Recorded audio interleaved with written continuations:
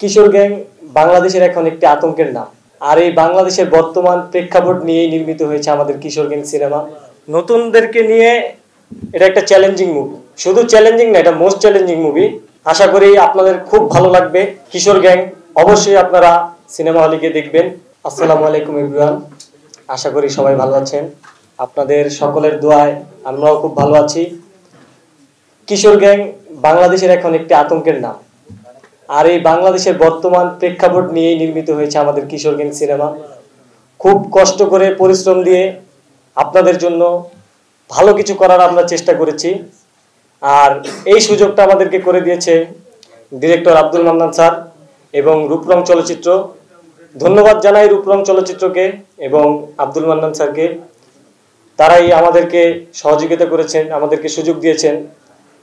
আর নতুনদেরকে নিয়ে এটা একটা চ্যালেঞ্জিং মুভি, শুধু চ্যালেঞ্জিং না, এটা মোস্ট চ্যালেঞ্জিং মুভি। কারণ আমরা শুধু ফিল্ডে গিয়ে শুটিং করিনি, আমরা এটা রিহার্সেলও করেছি, অনেকদিন রিহার্সেল করেছি কষ্ট করে, তারপরে আমরা ফিল্ডে গিয়ে শুটিং করেছি। আশা করি আপনাদের খুব ভালো লাগবে। কিশোর গ্যাং অবশ্যই আপনারা সিনেমা হলে গিয়ে দেখবেন। আমাদের সকলের জন্য দোয়া করবেন। আব্দুল মান্নান স্যার যেটা বললো, আমাদের নেক্সট আরেকটি ছবি আসতেছে, আমরা শুটিং করব সামনে ইনশাল্লাহ।